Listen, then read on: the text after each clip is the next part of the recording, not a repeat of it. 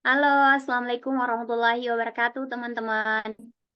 Waalaikumsalam Waalaikumsalam Warahmatullahi warahmatullahi wabarakatuh. wabarakatuh. Nah, eh, selamat malam semuanya. Malam. Malam, Kak. Baik, ini akan eh, membahas kita akan membahas tentang sumber-sumber hukum Islam. Nah, uh, sebelum itu kakak ada sebuah pepatah dari Gandhi yang mengenai masa depan. Jadi bunyinya seperti ini, teman-teman. Masa depan itu tergantung dari apa yang kita lakukan hari ini. Jadi kita di sini untuk belajar bersama, kita berada di tempat ini, di tempat yang benar untuk melangkah lebih jauh dalam mencapai masa depan. Nah, malam ini saya ingin teman-teman semangat dalam menggapai sebuah mimpi. Jika kita punya niat yang baik, maka akan dibalas dengan kebaikan juga. Nah,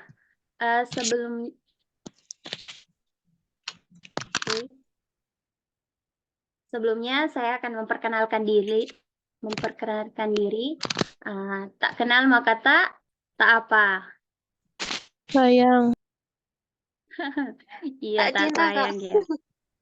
Wah, antusias ya. Gimana, berapa persen sih kalian mau ikutin UMPTKIN ini, berapa persen? Persiapannya udah berapa persen? Baru 70. 50, Kak. Iya, 50. Kencangin lagi ya, guys. Semangat pokoknya. Saya 30%. Oke. Iya, Kak. Wah, 10% ya. Pokoknya harus semangat Baru terus 20 deh. Kak, doain aja. Soalnya lagi nunggu main bola. Lagi main bola. Oke. Eh, tak kenal maka tak. Menurut aku ya, ini tak ada apa-apa. Jadi kalau kita nggak berinteraksi dan kita Tanyakan. nggak saling mengenal, maka kita nggak akan tahu satu sama lain. Sebelumnya, perkenalkan saya Meldianti dari Pendidikan Agama Islam, kemudian dari kampus aktif di salah satu kampus Yayan Bone atau disingkat dengan Institut Agama Islam Negeri Bone. Nah, saya merupakan semester 4. Nah, ada yang ingin teman-teman tanyakan nggak sama aku?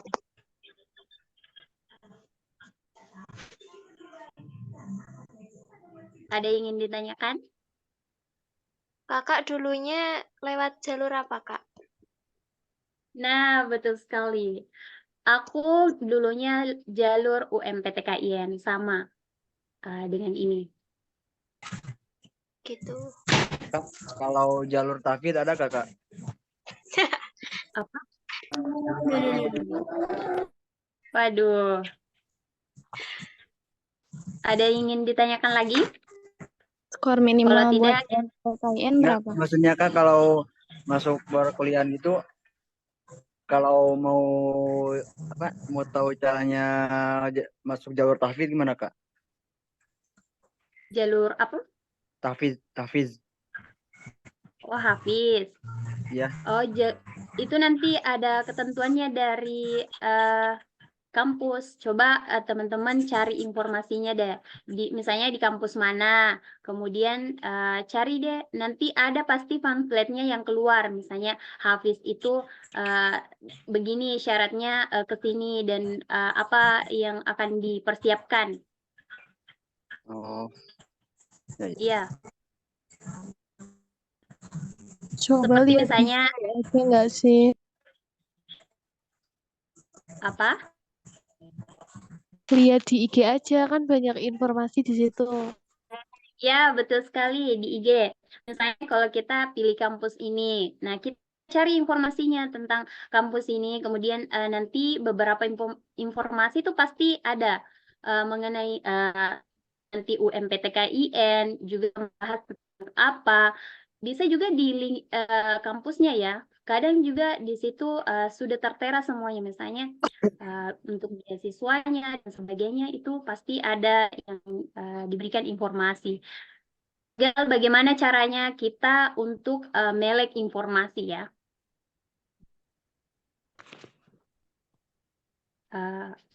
Sudah dipahami? Sudah Kak, sudah. Sudah Kak.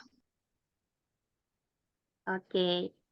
Sebelum kita melangkah, saya pengen tahu nih, teman-teman ini, oh ini ada bertanya.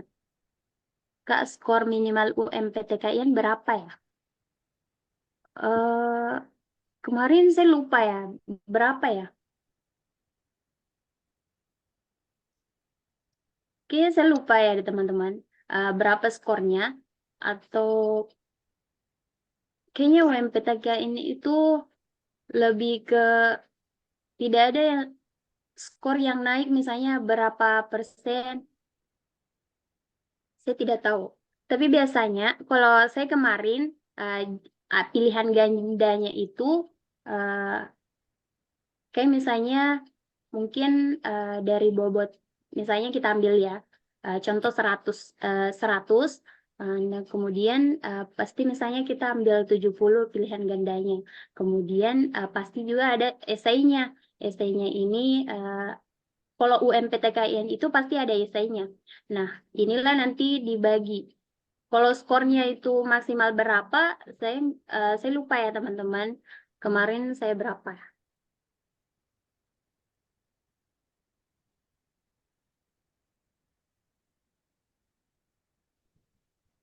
Oh iya, sebelum melangkah ke materi, saya pengen tahu nih teman-teman ini dari sekolah mana aja, misalnya alumni SMA kah,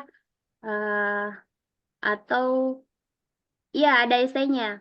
Kemarin saya ada, bahkan Al-Quran ya, kita kayak ini online ya. Iya, kemarin saya di situ di IAIN itu punya soal esainya.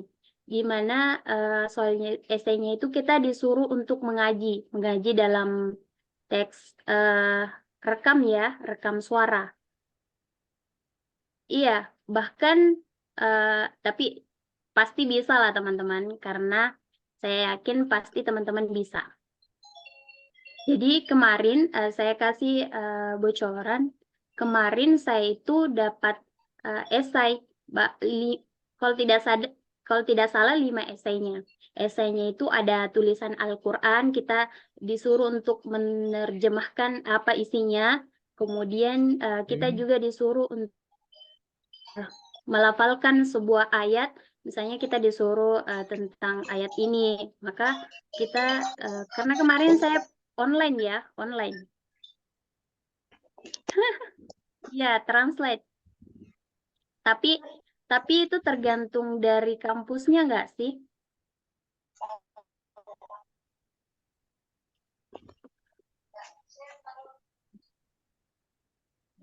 Nah, tadi aku tanya nih, teman-teman dari sekolah mana aja? Ada dari alumni SMA Muhammadiyah. Esainya kebanyakan tentang Al-Quran, Kak. Kalau kemarin saya iya, Al-Quran. Kadang pernah juga hadis. Kayaknya ada hadis, kita disuruh untuk, apakah ini termasuk hadis, ada matematikanya, Kak. Kemarin ada matematikanya juga. Jadi campur ya kalau UMPTKIN. Oh iya, Maftahi Wifalah. Nah, ada MA Jidris Aswalah. Rata-rata MA ya. Jadi udah ada basicnya dong. Nggak sama aku kemarin yang dari SMA. Jadi betul-betul kayak harus belajar. Mandua. Ini janji dari SMA pasti deh bisa pasti. Yang penting belajar. Kak, esainya Asalnya dari kira-kira mana, Kak? berapa soal? Kenapa? Asalnya dari mana? Saya asalnya dari Sulawesi Selatan, tepatnya di Kabupaten Bone. Oh, saya Ada juga yang sama? Kabupaten Pindrang tapi. Oh iya iya. Salam Pinrang. Kemarin saya ada 5 soal esai ya teman-teman. Kalau ini saya tidak tahu ya. Itu tergantung dari kampusnya kah atau memang ketentuan dari pemerintah langsung. Mungkin kita untuk perkenalan cukup ya. Kita masuk di materi dulu. Oke. Mengenal sumber hukum Islam. Jadi definisi umumnya sumber hukum Islam itu merupakan syariat Islam yang berisi sistem kaidah-kaidah yang didasarkan kepada wahyu Allah Subhanahu wa taala dan sunnah Rasul. Jadi sumber hukum Islam ini adalah wahyu yang diturunkan Allah Subhanahu wa taala kepada Nabi Muhammad Sallallahu Alaihi Wasallam, kemudian disampaikanlah kepada sahabat-sahabatnya mengenai wahyu yang diterima oleh Allah Subhanahu wa taala. Nah, sumber hukum Islam itu ada 4. Nah, di mana ada Al-Qur'an, hadis, ijma, dan qiyas. Nah, jadi bagi umat Islam itu untuk mencari sebuah hukum dari suatu permasalahan dan mencari sebuah solusinya, maka harus dari Al-Qur'an terlebih dahulu. Jika di dalam Al-Qur'an tidak ditemui solusi dan permasalahannya, maka kita bisa cari di dalam hadis. Kemudian, namun terkadang ada beberapa permasalahan yang solusinya tidak ditemukan pada sumber hukum Islam Al-Qur'an dan Al-Hadis. Maka digunakanlah ijma dan qiyas sebagai suatu pemecah solusi dan permasalahan yang terjadi. Yang dilakukan oleh ulama-ulama besar atau melalui pikiran akal manusia.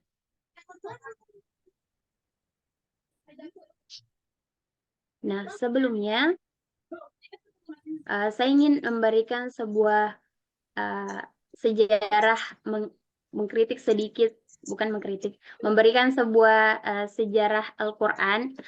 Jadi Al-Quran itu ditulis setelah kematian Nabi Muhammad SAW. Kemudian ketika banyak sahabat-sahabat yang menghafalkan Al-Quran ini, namun ketika sahabat-sahabat ini mengikuti perang, mereka terbunuh dan sebagainya, maka sahabat-sahabat mengatakan bahwa ia memiliki ketakutan bahwa pengetahuan ini akan hilang. Maka pada saat itu dilakukanlah penulisan-penulisan, misalnya penulisan-penulisan di pohon, di batu, di daun dan sebagainya, untuk agar tulisan-tulisan atau Al-Quran ini tidak hilang begitu saja. Pada saat kepemimpinan Utsman Khalifah ketiga kita, yaitu Utsman bin Affan, ia mulai menyadari adanya sedikit perbedaan dalam mengucapkan Al-Quran. Saat Islam berkembang dari Jazirah Arab ke Persia dan Afrika Utara, untuk mencegah adanya perbedaan dalam penulisan ayat Al-Quran. Khalifah Utsman bin Affan ini yang menjabat pada tahun itu memberikan sebuah solusi bahwa meminta salinan itu untuk dibawa ke pusat kota. Nah, inilah salinan-salinan yang dipakai sampai saat ini. Nah, kemudian kita masuk. di Al-Quran. Jadi Al-Quran ini berasal dari bahasa Arab, yaitu qor, yaqra'u, Quranan yang berarti bacaan.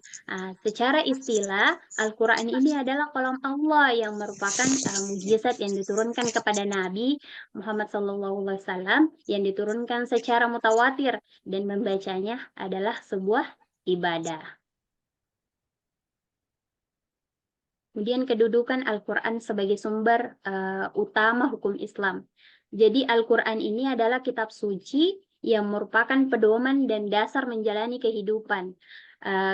Mengapa demikian? Karena di sini kita dapat mencari permasalahan-permasalahan dan solusi yang terjadi.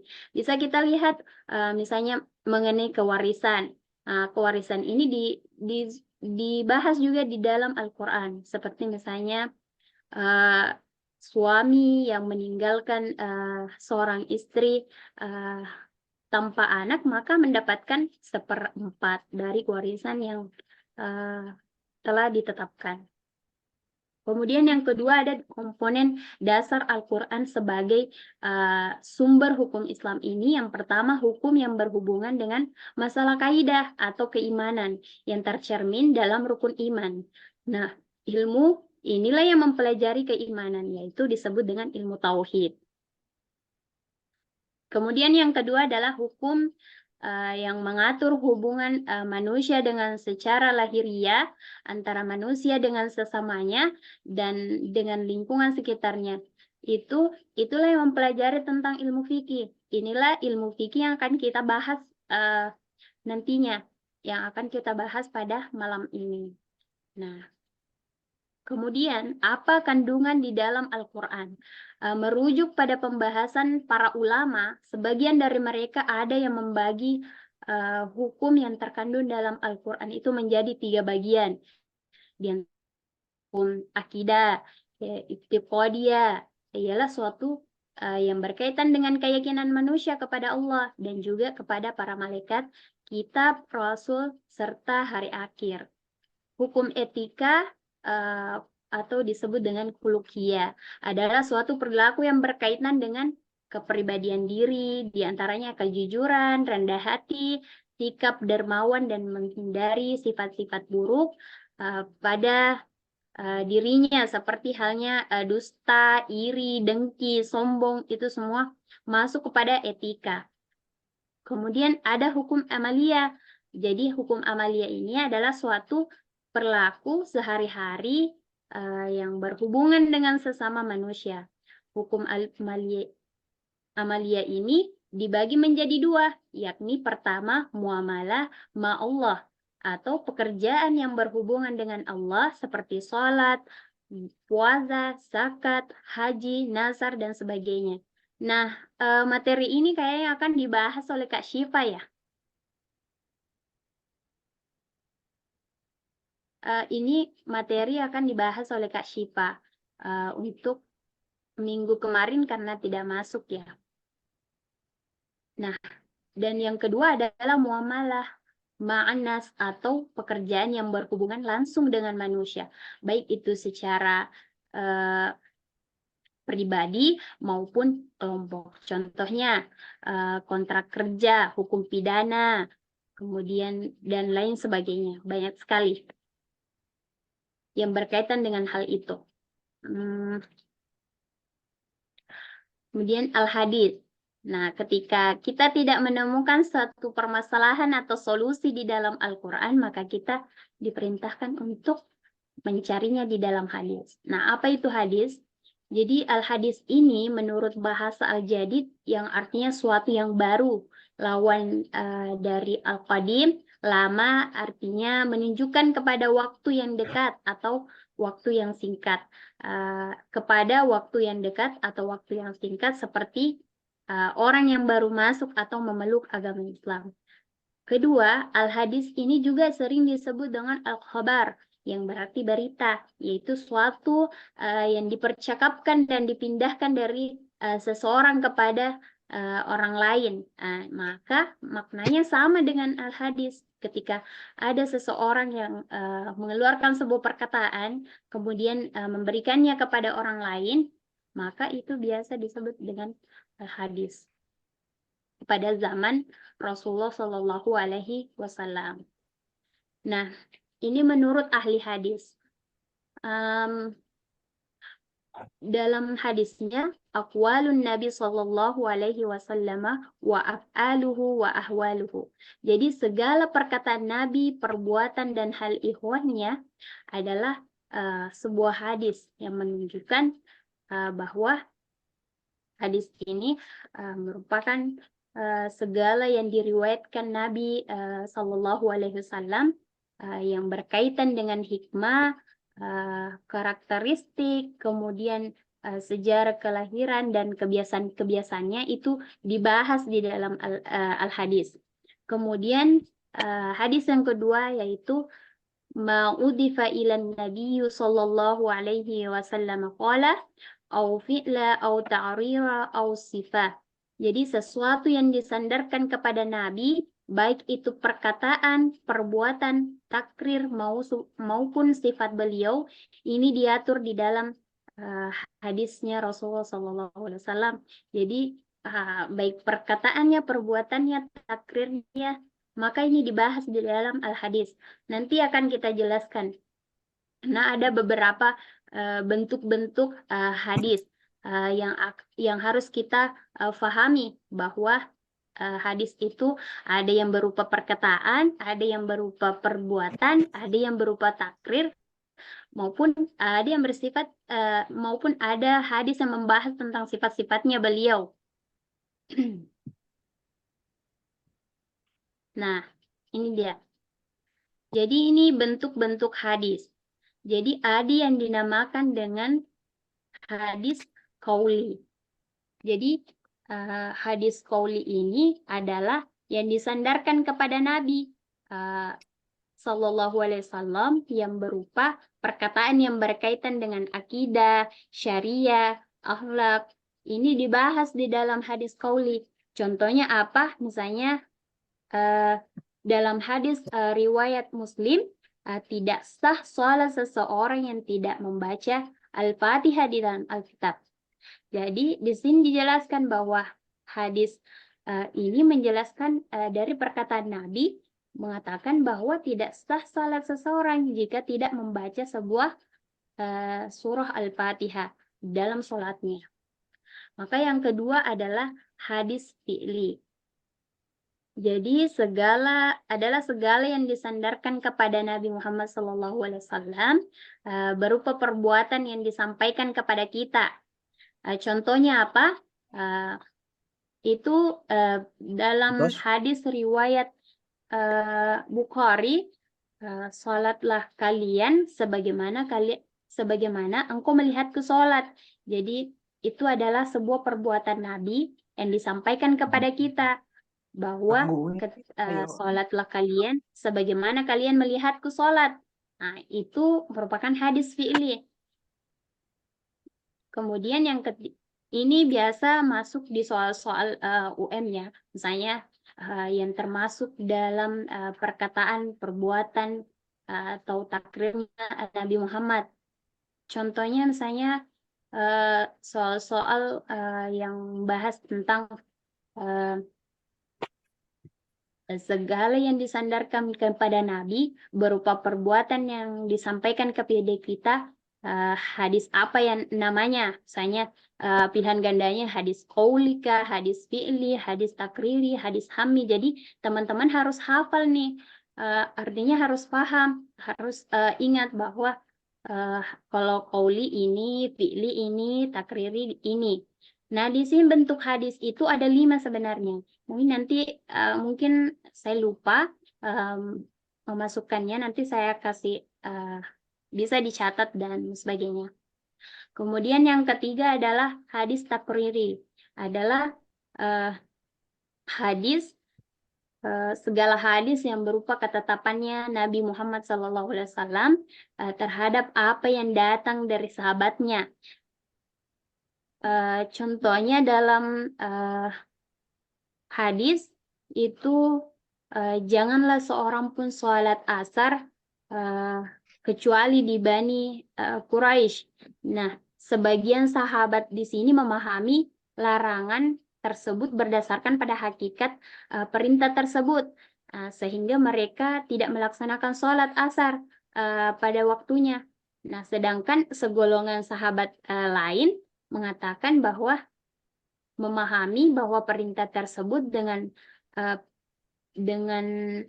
perlunya segera menuju ke Bani Quraisy dan jangan santai dalam peperangan. Artinya jika ingin pergi sholat secara waktu di dalam Bani Quraisy, maka jangan melakukan dengan santai dalam berperang. Maka dengan itu kita bisa menuju Bani Quraisy sholat asar dengan tepat waktu. Nah, itu yang dia maksud di sini hadis takriri. Kemudian yang keempat adalah hadis hammi.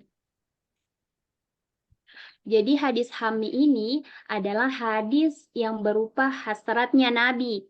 Hasratnya Nabi Shallallahu Alaihi Wasallam yang belum pernah terrealisasikan.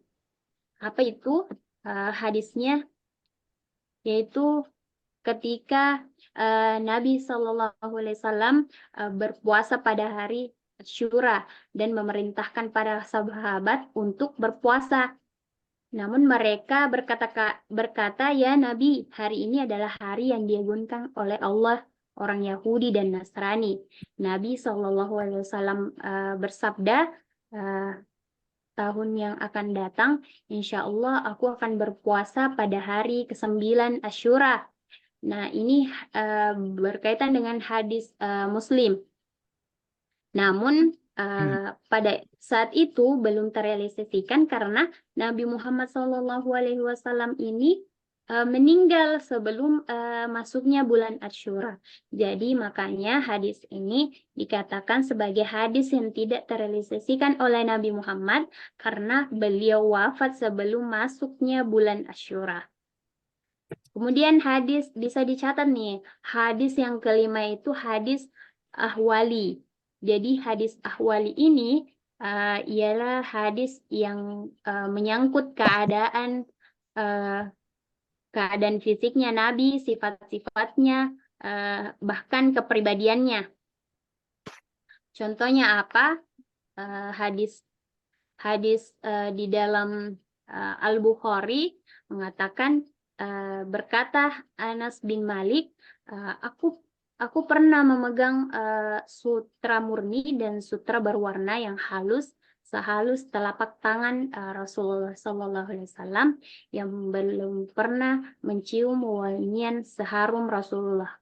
Jadi di sini menggambarkan bahwa Rasulullah SAW ini memiliki telapak tangan yang sangat harum. Maka di sini menggambarkan bahwa Rasulullah SAW menggambarkannya secara fisik atau kepribadiannya beliau.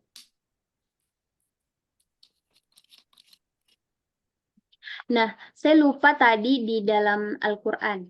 Nah, di dalam Al-Quran ini kita flashback dulu ke belakang.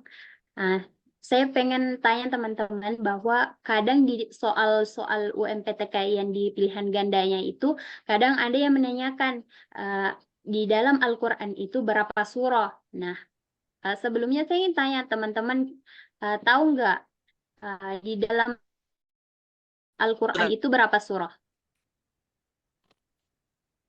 Ya, betul. Oke. Oke. Ya, itu kadang naik ya, tapi nggak tahu kalau tahun ini naik atau tidak. Kemarin saya kayaknya ada. Kemudian saya ingin tanyakan lagi ya, untuk ayatnya berapa? Ayat yang ada di dalam Al-Quran itu berapa? Ya, hampir segitu ya. 6.236, ya betul. 6.000. Itu bisa juga, itu menghampiri ya. Yang penting ada soal-soal begitu, berarti udah paham ya. Jadi udah ada plusnya lah. Karena kadang ada soal-soal bonus lah. yang dikasih. Kemudian ada Al-Quran, pasti udah tahu semua ya. Al-Quran yang paling panjang itu adalah Baqarah. apa? Ya, Al-Baqarah. Al-Baqarah. Al-Baqarah. Oh. Kemudian yang paling pendek apa? Surah apa yang paling pendek? Al-Asr. Al-Ikhlas. Iya. Al-Ikhlas. Al-Kautsar ya. Al-Kautsar. Oke. Al-Asr. Atau inat. Ya. Jadi teman-teman harus tahu itu. Nanti karena soalnya itu sebenarnya kalau kita bahas tentang agama ya itu banyak sekali yang bisa naik sebetulnya. Tapi semoga teman-teman bisa lah. Saya yakin teman-teman bisa. Oke, Amin. next question. Amin. Amin. Nah, Amin. kemudian yang amin ya. Oke, kita lanjut di ijma ya. Nah, di dalam ijma ini tadi saya sudah jelaskan bahwa ketika ada permasalahan atau solusi yang tidak bisa kita dapatkan di dalam Al-Quran, maka solusinya adalah ijma dan qiyas. Artinya lihat dari ulama-ulama besar kita dalam mencari sebuah permasalahan dan solusi untuk permasalahan yang akan dituju. Nah, ijma ini adalah salah satu sumber hukum Islam yang penting dan sering ditempatkan sebagai sumber hukum Islam yang ketiga.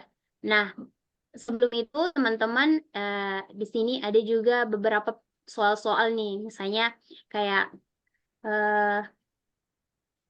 sumber hukum yang ketiga apa? Nah, makanya teman-teman harus hafal nih sumber hukum yang pertama apa, yang kedua apa, dan yang ketiga dan yang keempat apa. Kemudian menurut istilah ahli usul, ijma ini adalah kesepakatan seluruh mujtahid umat Islam pada suatu ketika sesudah wafatnya Rasulullah akan suatu hukum syariah mengenai perbuatan tertentu dari mukallaf. Jadi ijma ini adalah salah satu syariah yang memiliki tingkat kekuatan argumentatif setingkat di bawah dalil-dalil nas.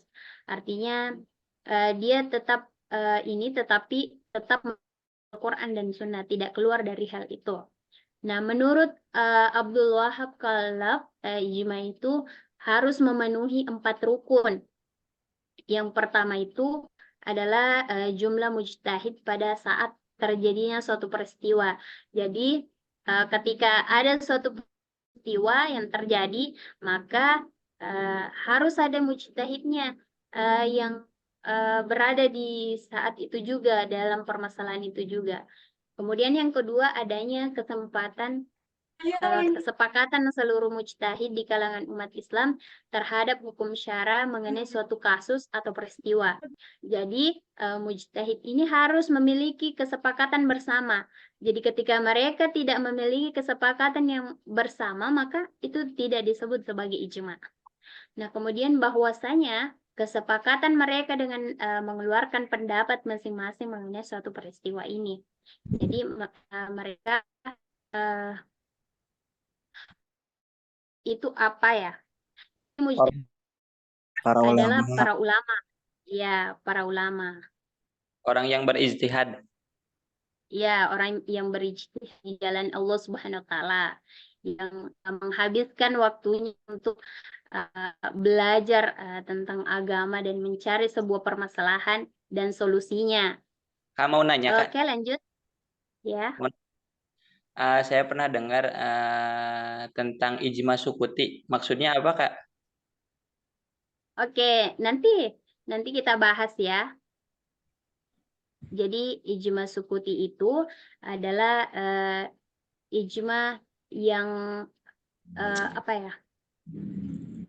Ijma yang sebagian menyepakati hal itu, namun sahabat-sahabat yang lain atau para mujtahid itu tidak menyepakati hal itu. Nah, kita akan bahas setelah Oke. ini ya. Makasih Kak, makasih. Ya. Nanti juga ada contohnya, ya. Mustami kadangmu. Oke. Yang keempat, bahwasanya kesepakatan dari seluruh umat mujtahid itu adalah sesuatu hukum yang terrealisir. Ya, ya. Artinya secara keseluruhan. Nah, ini yang ditanyakan oleh tadi temannya, bahwa ada dua macam ijma. Jadi ada yang dinamakan ijma syari dan ijma sukuti. Nah, teman tadi yang bertanya tentang ijma sukuti ya. Iya. Ya. Nah, kita bahas asyari dulu ya. Jadi ijma asyari ini adalah ijma para mujtahid dengan cara mereka mengemukakan pendapatnya secara jelas melalui fatwa atau putusan hukum. Jadi ini sudah ada nasnya. Jadi ijma inilah yang disebut dengan ijma hakiki, dan ini merupakan sebuah hujjah atau disebut dengan syariah dalam mazhab. Fatwa itu apa? Jadi Pendapat. fatwa itu ya pendapat para hakim atau putusan hukum. Kemudian yang kedua adalah ijma sukuti. Adalah sebagian dari mujtahid suatu masa mengemukakan pendapat mereka dengan jelas dan mengenai suatu kasus. Namun sebagian lain tidak memberikan anggapan terhadap pendapat mereka, baik itu persetujuan atau pertentangan. Jadi di dalam ijma sukuti itu ada dua. Ada yang mengungkapkan pendapatnya mengenai suatu kasus, ada juga yang bahkan tidak memberikan sebuah anggapan bahwa dia setujukah atau dia tidak setuju mengenai hal itu, tidak ada pendapat apapun yang mereka keluarkan.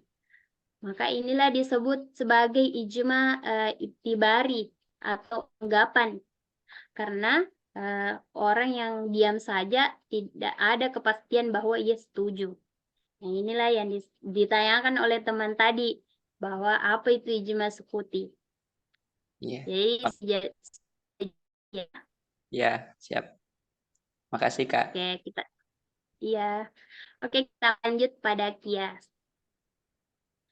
Nah, kias ini menurut bahasa adalah ukuran, atau Hafiz Abdurrahman mengatakan bahwa artinya perkara yang satu diukur dengan perkara yang lain yang memiliki ukuran, dan ukuran itu adalah nas yang jelas. Karenanya kias ini mengharuskan ada dua perkara yang masing-masing saling disandarkan antara satu dengan yang lainnya.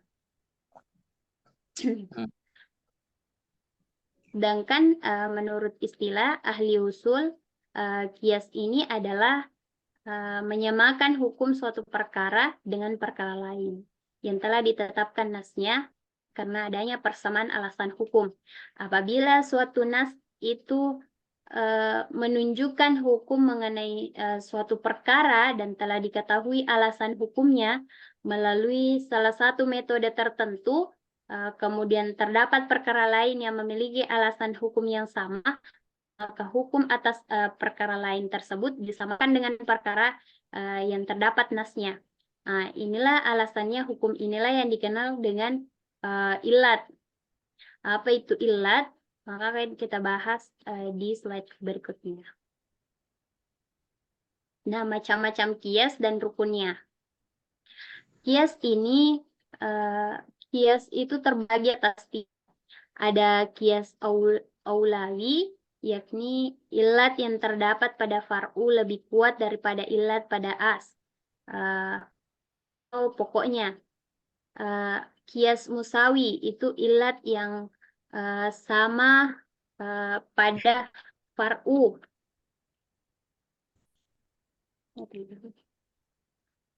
Sama pada far'u dan as. Kemudian kias al-adna. Jadi ilat yang pada far'unya lemah.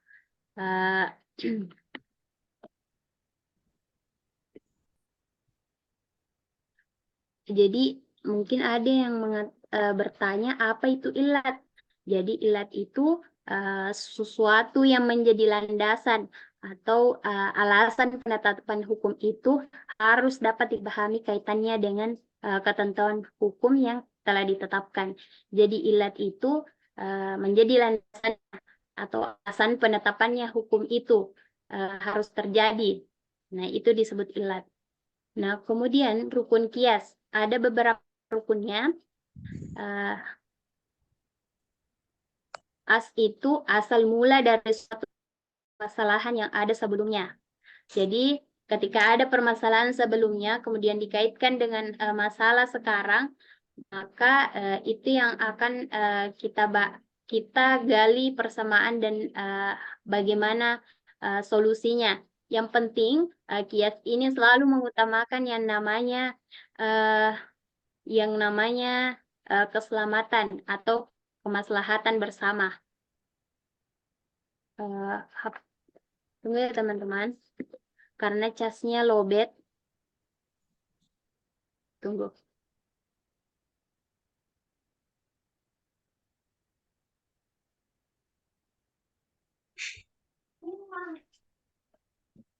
Mama, casnya.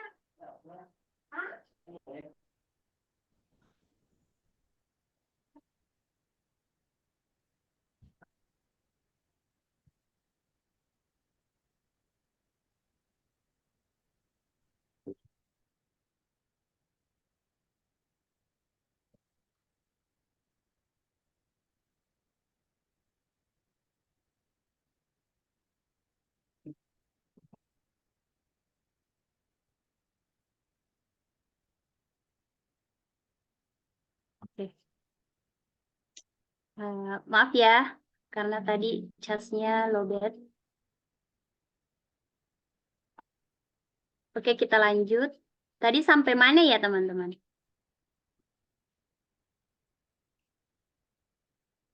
Tadi saya bahas tentang apa ya? Halo, Ilat. Masalah. hukum as ya. Far'u, Hukum asal. hukum as. Ya, hukum as atau hukum syara yang sudah ditetapkan oleh nas, serta sudah dihindari penetapannya terhadap far'u. Kemudian yang kedua adalah far'u. Ini berasal dari suatu akibat sebab yang sudah ada sebelumnya dikaitkan dengan yang sekarang atau permasalahan yang terjadi. Ilat inilah yang menjadi suatu alasan persyaratan hukumnya. Jadi ketika tidak ada ilatnya maka kita tidak bisa mengkiaskan.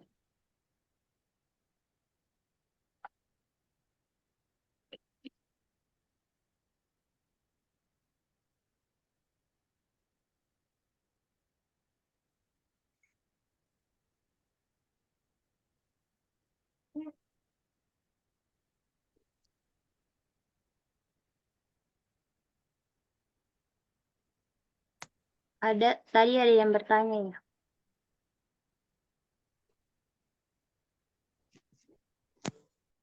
Contoh far'u apa ya, Kak?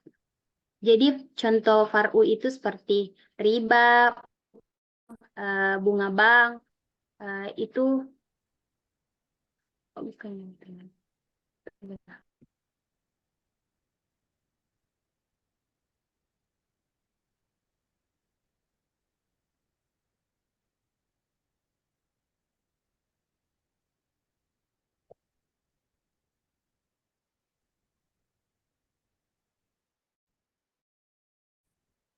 Jadi far'u itu contohnya bunga.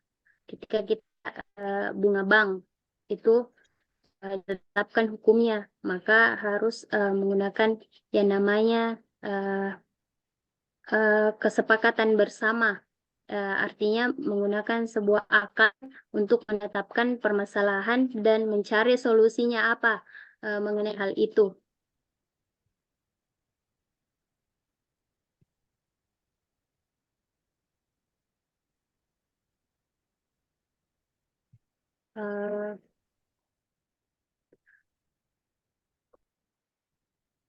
Ya, ia membahas tentang fikih.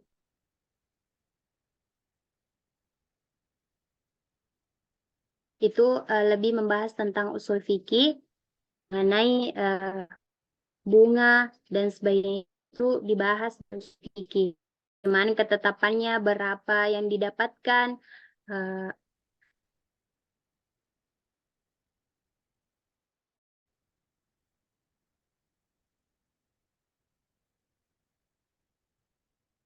tadi ada yang bertanya hukum syara yang sudah ditetapkan oleh Nas serta sudah dihindari penetapannya terhadap far'u. Artinya hukum as ini dihindari penetapan terhadap far'u, misalnya karena far'u itu berasal dari sebab akibat, artinya tidak terhindari dari sebab akibat. Jadi hukum as itu hukum yang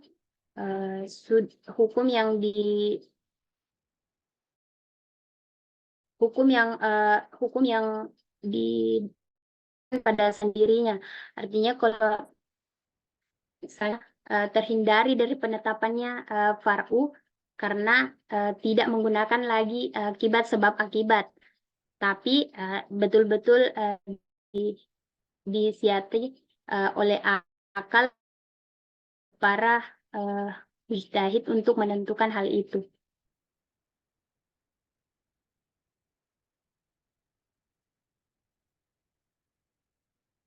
Iya, berarti ketika COVID-19 itu termasuk ke dalam far'u. Iya, bisa jadi, iya itu bisa termasuk far'u karena sebelumnya kan COVID-19 tidak pernah terjadi.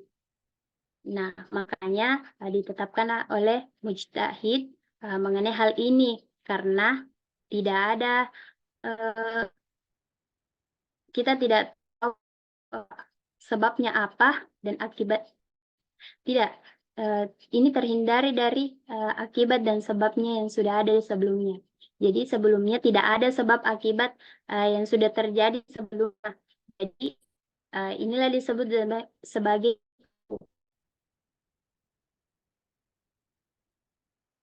far'u. Ini adalah sebuah permasalahan mengenai sebuah COVID-19 itu sebab akibatnya banyak yang flu tiba-tiba, banyak yang demam, kemudian banyak yang tidak bisa berbicara. Dari itulah nah sebelumnya ada yang penyakit sebenarnya terjadi dahulu, juga yang hampir sama dengan hal ini.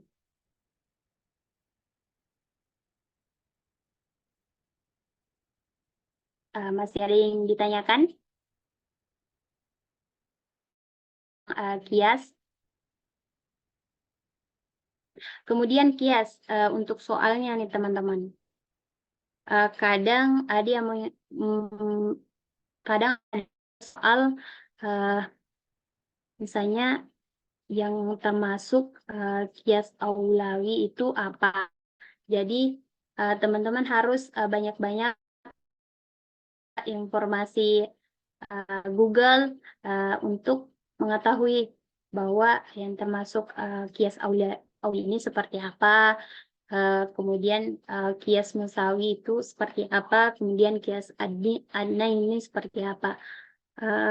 Banyak ya informasi-informasi yang bisa kita akses sekarang ini. Yang penting teman-teman melek informasi mengenai hal itu. Kemudian kita masuk pada tujuan hukum Islam.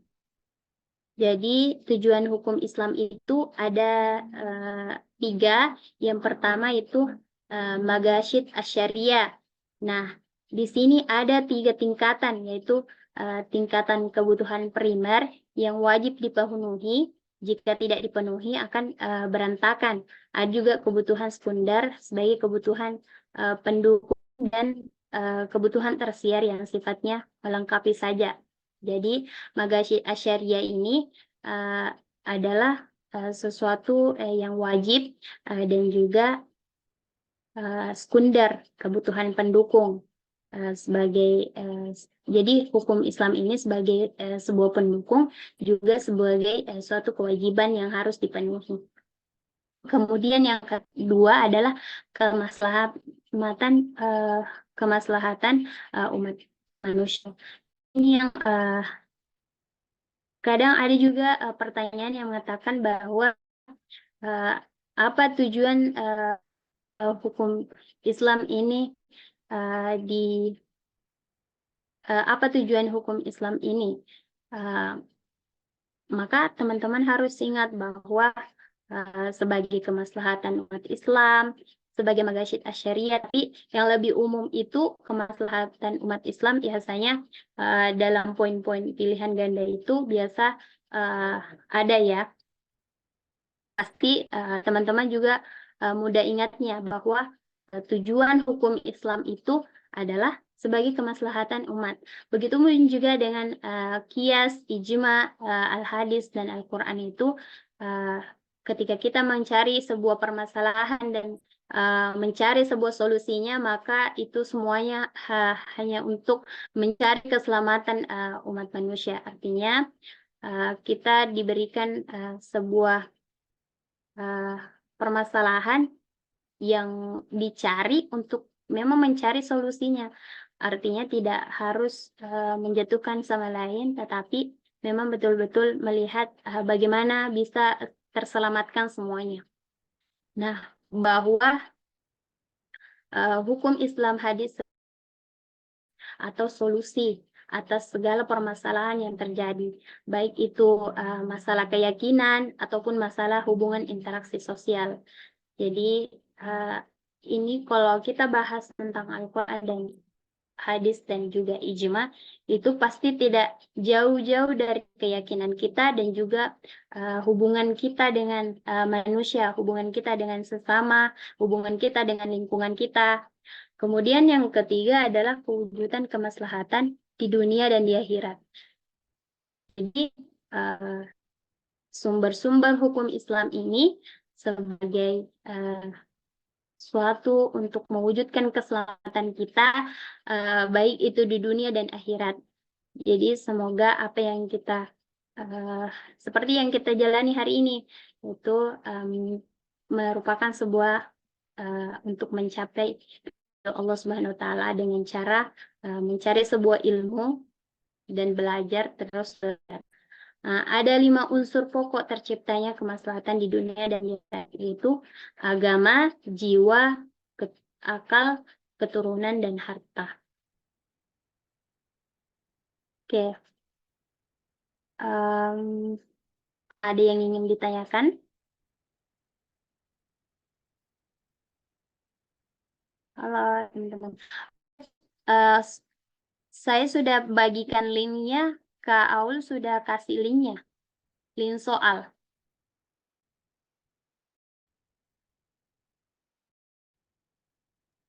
Apakah Namanya sudah? boleh, Pak. Ya. Saya tuh pernah dengar kalau ada selain sumber hukum Islam yang selain 4 tadi itu. Tapi lupa apa gitu. Yang tsunami mungkin Ya. majhab musibah. Apa sih namanya? Yang selain bukan tadi gitu. istihsan. Hah? Ya Oh istihsan iya. yang itu gitu nih. Iya, coba Kak, apa tuh istihsan? Yang istihsan terus mazhab apa gitu namanya tuh. Kan itu juga masuk ke Nah, berbicara tentang istihsan. Jadi istihsan ini merupakan anggapan menganggap baik terhadap sesuatu. Jadi kita pahami dulu bahwa kalau ulama usul itu, usul fikih mengatakan bahwa berpindahnya dari hukum kias atau yang jelas kepada hukum yang dikehendaki oleh kias atau kafri atau masih samar-samar atau masih berpindahnya dari hukum hukum umum kepada hukum yang atau istina atau pengecualian, karena ada dalil syara yang masih membenarkan tentang kepindahannya. Jadi kalau ditanya apakah istihsan ini termasuk sebagai sumber hukum Islam, maka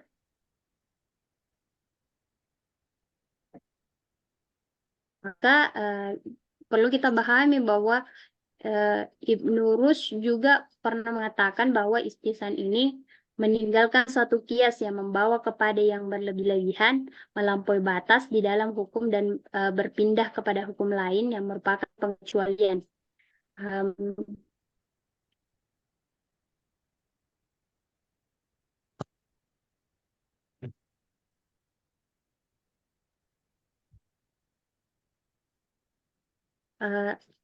Apakah ini merupakan sumber hukum Islam yang masih diperselisihkan oleh fuqaha di samping itu urf istisab ini atau istizan ini masih al-marsala atau mursala syar'u muqaddana dan mazhab zabibi. Dari masing-masing sumber ini metode hukum Islamnya dan ada pula ulamanya mengatakan bahwa ini masih diperselisihkan, jadi belum bisa dikatakan sebagai sumber hukum Islam. Tapi memang ada kalau yang ya. Contohnya berarti bagaimana kalau ya, Pak? selain yang 4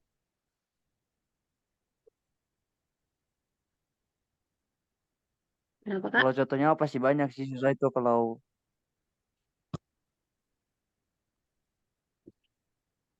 contohnya satu-satu Contohnya, ya pasti banyak sih. Istihsan, iya, urf, wajab, bermustalah. iya. Banyak sekali kalau kita bahas mengenai hukum Islam itu banyak sekali.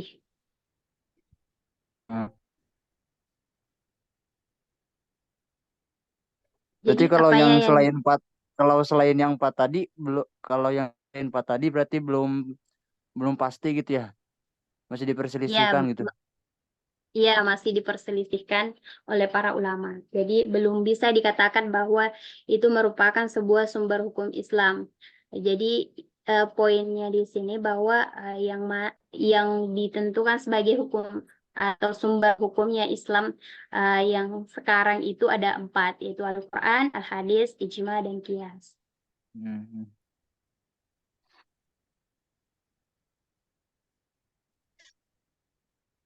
Kalau misalnya contohnya misalnya kalau hukum istihsan ini seperti ketika dokter pria ini diperbolehkan melihat aurat wanita ketika dia dalam masa pengobatan atau misalnya di dalam rumah sakit. Nah, ini masih dipertentangkan karena justru bahkan ada hadisnya bahwa aurat wanita itu seharusnya dipanjangkan sampai ke dada dan tidak bisa diperlihatkan kepada lawan jenis atau bukan yang mahram.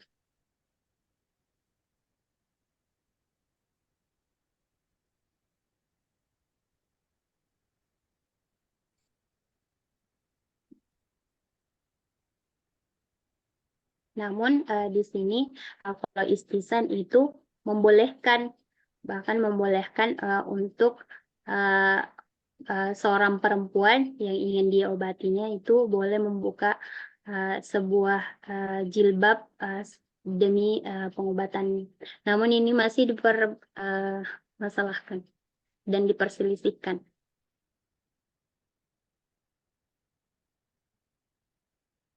Masih ada yang ingin ditanyakan?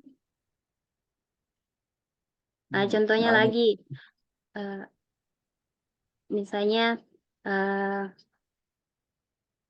berpindahnya suatu hukum yang ditetapkan oleh nas yang umum kepada yang khusus, misalnya kasus pencurian pada musim atau masa lapar lah, berdasarkan nasnya telah disebutkan di dalam surah Al-Maidah ayat 38. Jadi pencuri laki-laki dan pencuri perempuan itu hendak dipotong tangannya. Melihat ayat ini bahwa setiap pencuri baik laki-laki maupun perempuan itu harus dipotong tangannya. Akan tetapi Umar bin Khattab itu tidak melakukan hal tersebut, yaitu memotong tangan terhadap pencuri pada masa kelaparan. Demikian halnya pembagian zakat. Jadi pada saat itu terjadilah suatu perbedaan pendapat mengenai hal ini. Jadi itulah masih diperselisihkan dan tidak dianggap sebagai sumber hukum karena ulama-ulama saja tidak melakukan hal itu.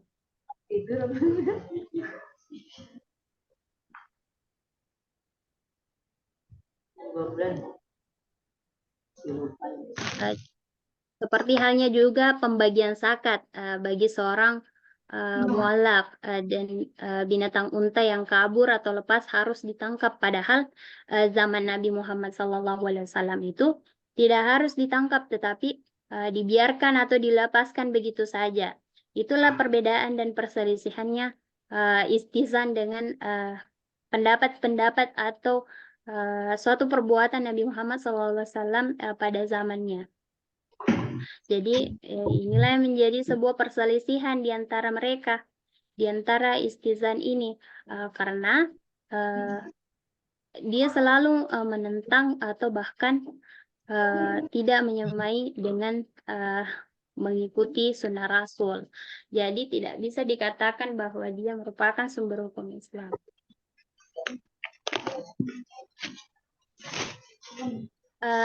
Tadi pertanyaan saya, linknya sudah dibagikan. Link untuk soal sudah dibagikan. Kak, boleh nanya tentang hadis nggak, Kak? Mana, Kak? Yang Aku kasih.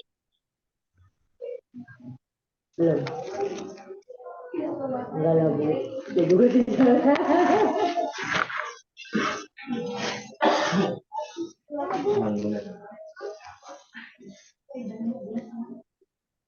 Ini linknya ya. Nah, coba teman-teman saya kasih waktu untuk. Tapi tadi ada yang mau bertanya ya. Sembari teman-teman yang lain bisa buka soalnya dan coba jawab.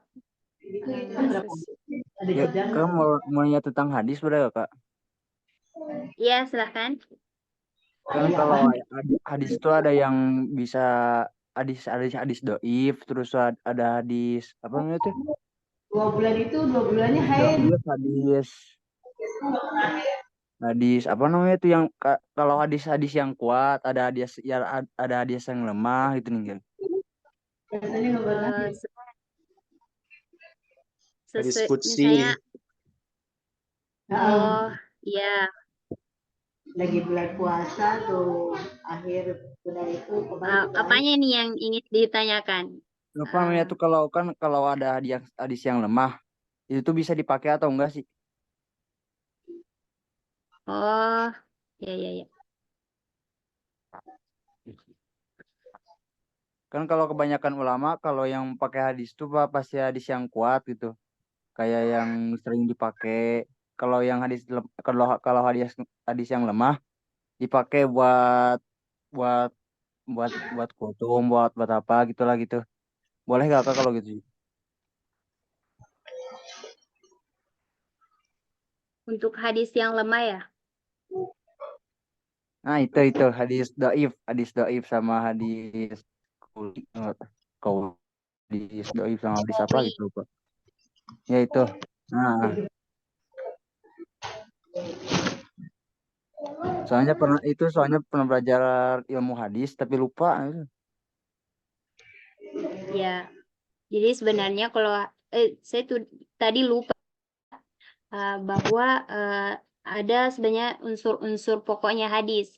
Ada 3, itu sanad, matan, rawi. Nah, itu Itu dari sanad matan kalau terus tuh nah sanad yang bersambung, matan mah isinya ya kayak.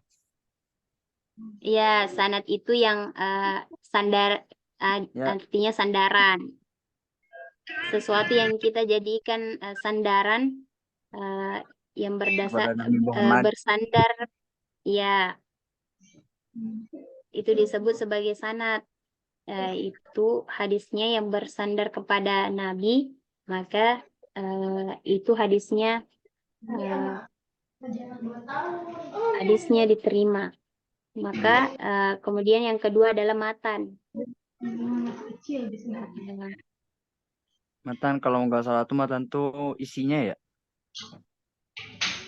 Ya, lebih Isi kandungannya. simpelnya ujungnya sanad. Ujungnya sanad dari pengertian. Atau biasa juga disebut dengan lafaznya hadis. Itu disebut sebagai matan. Kemudian rawi. Rawi ini berarti orang yang meriwayatkan atau memberikan sebuah hadis.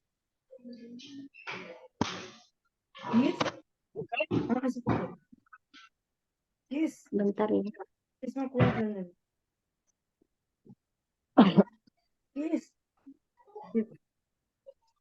Kalau tadi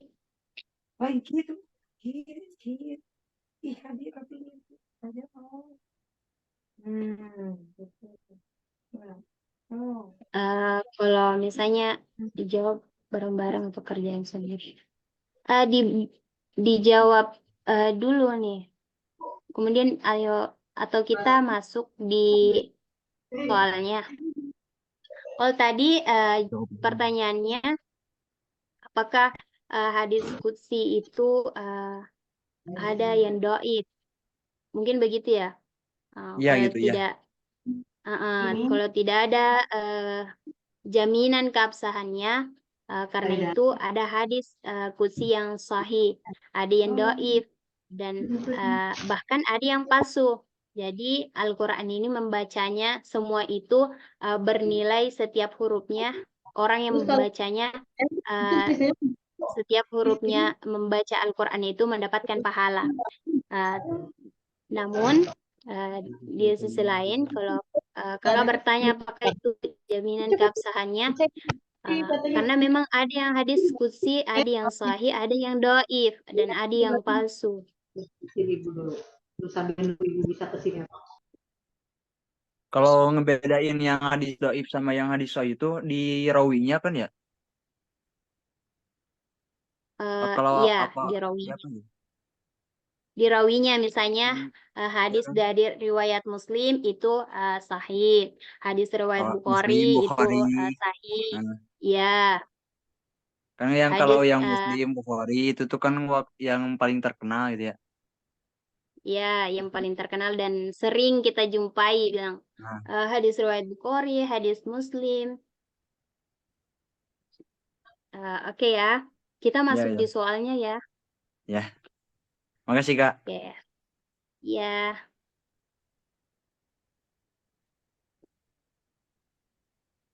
Oke, udah kirim. Tapi di sini bisa dibuka nggak? Coba kita buka ya. Bisa. Nge-like, Kak.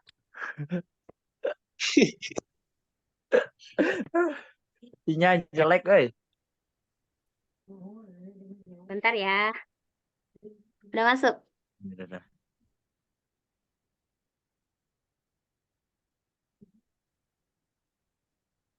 Gimana ya caranya?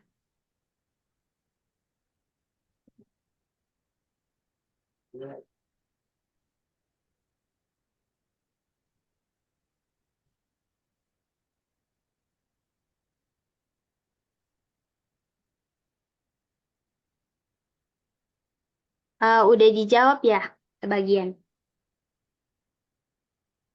Udah Kak. Udah Kak, udah lagi nih.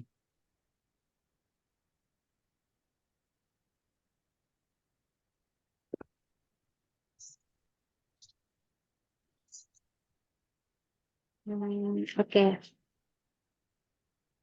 Iya.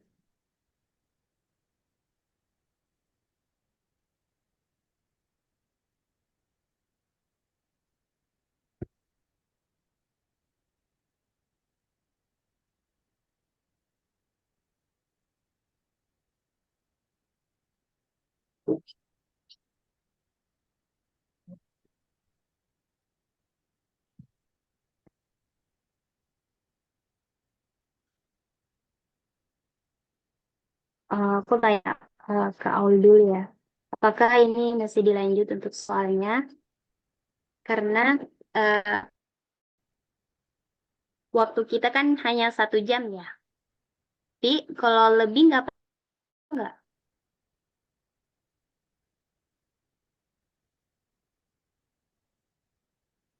Oke, next meeting. Jadi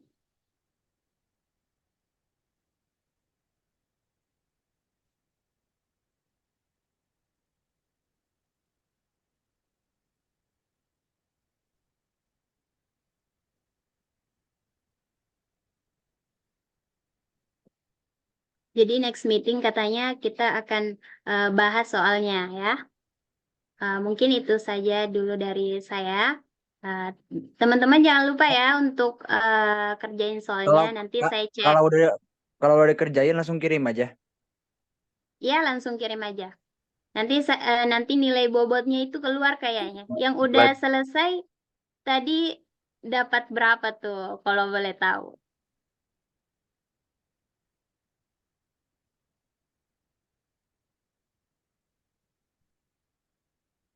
Oh, belum ada yang ini ya. Sementara mengerjakan ya. Ya udah. eh, Hari ini sudah cukup ya teman-teman karena 1 jam 12 menit. Oke, kakak lupa masukin jawaban benarnya kok salah terus. Oh, nanti saya perbaiki ya teman-teman. Sebenarnya sudah saya kasih masuk untuk jawaban yang salahnya. Nanti saya perbaiki dulu.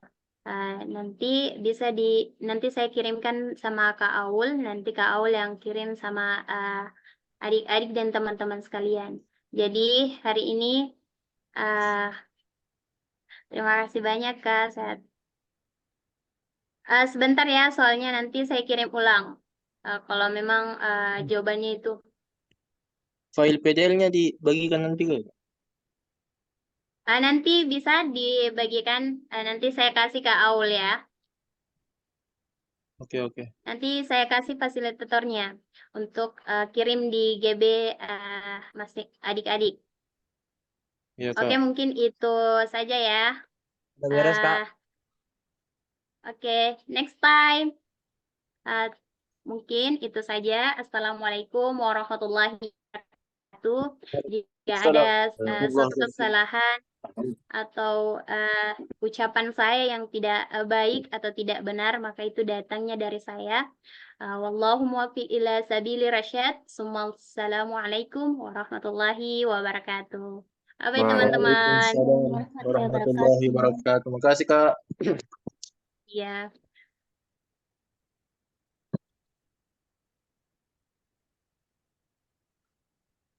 Di mana gua tuh ini? Ini.